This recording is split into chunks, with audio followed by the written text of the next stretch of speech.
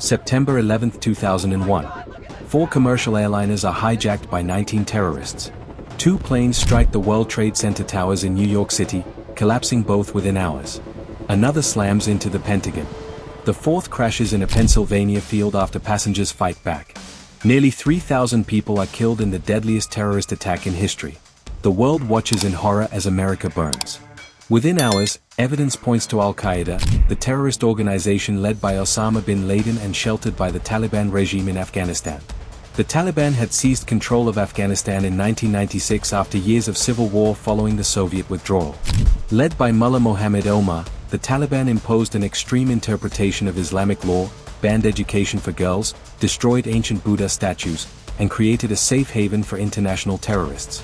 Osama bin Laden, expelled from Sudan in 1996, found sanctuary in Afghanistan where he established training camps and planned attacks against Western targets.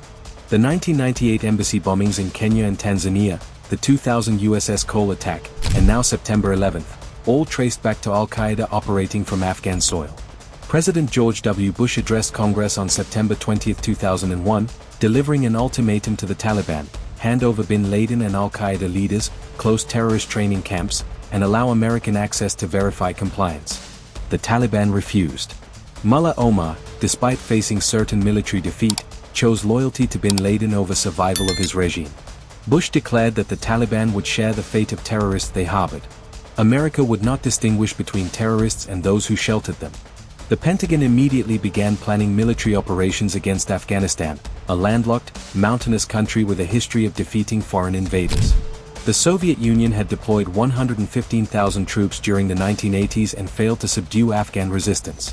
Afghanistan's terrain favored defenders. Vast mountain ranges, deep valleys, limited roads, and harsh climate made conventional military operations extremely difficult. The Taliban controlled most of the country with approximately 45,000 fighters, while the Northern Alliance, an opposition coalition of ethnic Tajiks, Uzbeks, and Hazaras, held territory in northern Afghanistan. Defense Secretary Donald Rumsfeld and CIA Director George Tenet developed an unconventional strategy. Rather than deploying massive ground forces, America would rely on Special Operations Forces working with Northern Alliance fighters, supported by devastating air power. CIA paramilitary officers would enter Afghanistan first, establishing relationships with anti-Taliban commanders, distributing weapons and money, and coordinating attacks. Special Forces teams would follow, calling in precision airstrikes against Taliban positions. This approach minimized American casualties while leveraging local forces who knew the terrain and culture. On October 7, 2001, Operation Enduring Freedom began. American and British forces launched cruise missiles and bomber strikes against Taliban military installations, air defenses, and al-Qaeda training camps. B-2 Spirit stealth bombers flew 44-hour missions from Missouri to strike targets across Afghanistan. Carrier-based aircraft launched from the Arabian Sea. Within hours, the Taliban's limited air defenses were destroyed and their communications disrupted. CIA teams had already infiltrated Afghanistan before the bombing began. Team Alpha, led by Gary Schroen, entered the Panjshir Valley on September 26 to link up with Northern Alliance leaders. Schroen carried $3 million in cash to buy cooperation and weapons. The team made contact with Northern Alliance commanders who had been fighting the Taliban for years. These hardened veterans knew every mountain pass and valley. They needed only American air support and modern weapons to launch a decisive offensive. Special Forces teams from the Army's 5th Special Forces Group began deploying in mid-October. These 12-man Operational Detachment Alpha teams, or A-teams, were specially trained for unconventional warfare. ODA 595, known as Task Force Dagger, inserted into northern Afghanistan on October 19. The team linked up with Northern Alliance General Abdul Rashid Dostum, an Uzbek warlord commanding cavalry forces. In one of the war's most iconic images, Green Berets rode horses alongside Afghan fighters, calling in precision airstrikes from horseback using laptop computers and laser designators. The combination proved devastatingly effective. Northern Alliance fighters would engage Taliban positions, drawing them into the open. American special operators would call in airstrikes from B-52 bombers, F-14 and F-18 fighters, and AC-130 gunships. The Taliban, trained for conventional warfare against other Afghan militias, had no defense against precision-guided munitions delivered from high altitude. Taliban positions that had held for years were obliterated in minutes. Northern Alliance forces advanced rapidly as Taliban resistance collapsed. Mazar-e-Sharif, Afghanistan's fourth-largest city and a key strategic prize controlling northern Afghanistan, fell to Northern Alliance forces on November 9. General Dostum's cavalry, supported by American airstrikes, overwhelmed Taliban defenders. The city's capture opened supply routes from Uzbekistan and gave Northern Alliance forces momentum. Taliban commanders began abandoning positions and fleeing south toward Kandahar, their spiritual capital. Kabul, the Afghan capital, fell on November 13 with barely a fight.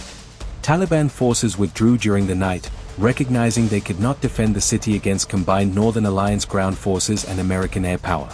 Jubilant Afghans celebrated in the streets, playing music banned under Taliban rule, shaving beards required by Taliban law, and flying kites prohibited for years.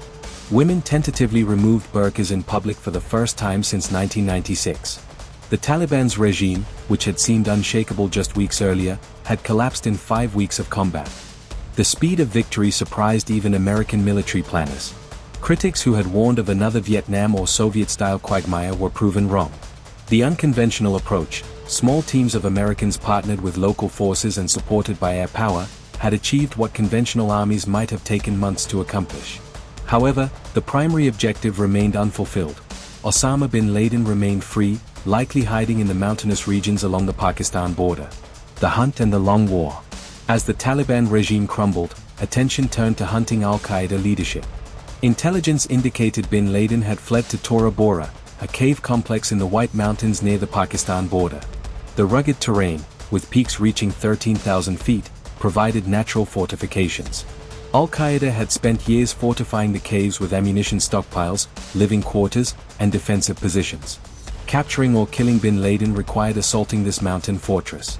In early December, American Special Operations Forces and CIA officers coordinated with Afghan militias to assault Tora Bora.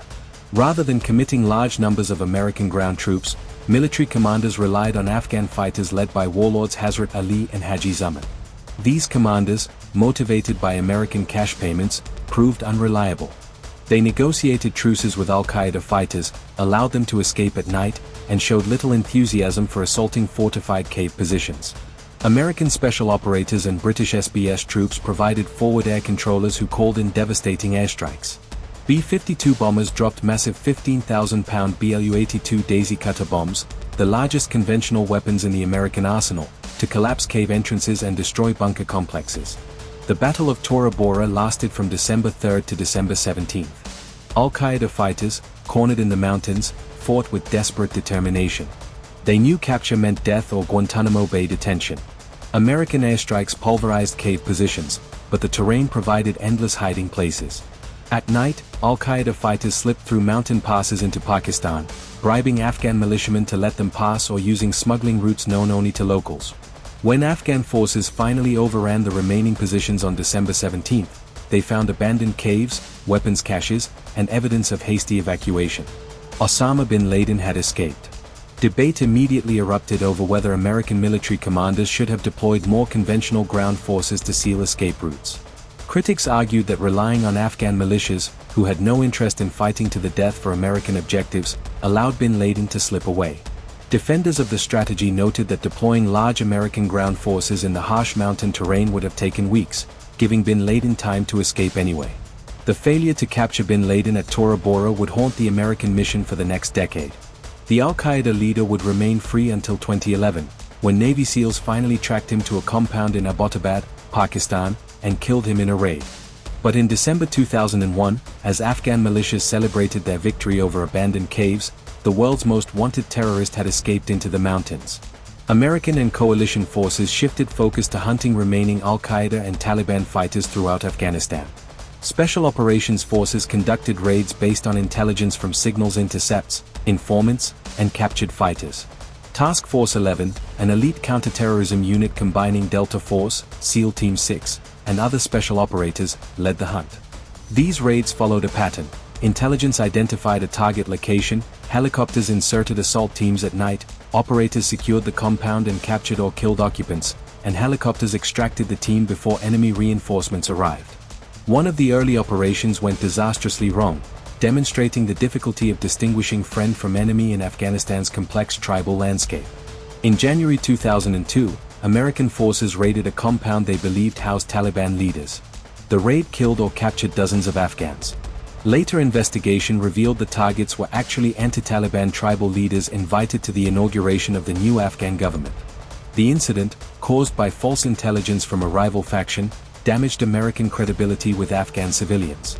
In March 2002, American forces launched Operation Anaconda, the first major conventional combat operation of the war.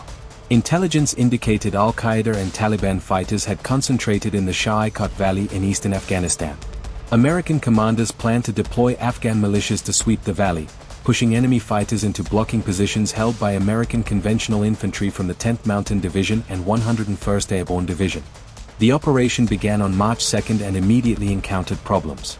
Enemy forces were far more numerous and better entrenched than intelligence had indicated. Instead of fleeing, al-Qaeda fighters occupied fortified positions on ridgelines with heavy machine guns, mortars, and rocket-propelled grenades. They allowed helicopter-borne American troops to land in the valley, then opened fire from elevated positions, catching American forces in a deadly crossfire. Two Chinook helicopters attempting to land troops on a mountaintop position designated as Landing Zone Ginger came under withering fire. One helicopter, badly damaged, crashed as it attempted to take off, spilling troops and equipment. Navy SEAL Petty Officer First Class Neil Roberts fell from the helicopter as it lifted off and was left behind on the mountain. A quick reaction force attempted to rescue Roberts, but the helicopter was also shot down on the peak. In the battle that followed, 6 more Americans were killed before the position was finally secured. Roberts had fought alone against overwhelming numbers before being killed. Operation Anaconda lasted 18 days and involved intense combat. American forces called in hundreds of airstrikes to destroy enemy positions. AC-130 gunships provided close air support throughout the nights. Apache attack helicopters engaged targets at close range despite heavy ground fire. Eventually, sustained air bombardment and aggressive infantry assaults drove surviving enemy fighters from the valley. American forces counted approximately 500 enemy dead, though the true number was likely higher. 8 Americans were killed and over 80 wounded. After Anaconda, Taliban and al-Qaeda forces avoided conventional battles. They adopted insurgent tactics, ambushes, improvised explosive devices, suicide attacks, and hit-and-run raids. American forces controlled cities and major roads during daylight, but insurgents owned the countryside at night. The war evolved from conventional combat into counterinsurgency operations that would last for 2 decades. The United States established a new Afghan government led by Hamid Karzai, a Pashtun tribal leader with support from both Western powers and Afghan factions. In June 2002, Aloya Jirga, a traditional Afghan Grand Council, elected Karzai as interim president. International forces deployed to provide security, train Afghan security forces, and support reconstruction. The mission expanded from hunting terrorists to nation building, establishing democratic institutions, building roads and schools, training police and soldiers, and winning hearts and minds. However, the mission faced insurmountable challenges. The Taliban regrouped in Pakistan's tribal areas, using the border as a sanctuary from which to launch attacks. Pakistani intelligence, which had created and supported the Taliban in the 1990s, continued providing covert assistance despite officially supporting American counterterrorism efforts. Corruption plagued the Afghan government as warlords, drug traffickers, and government officials stole billions in international aid.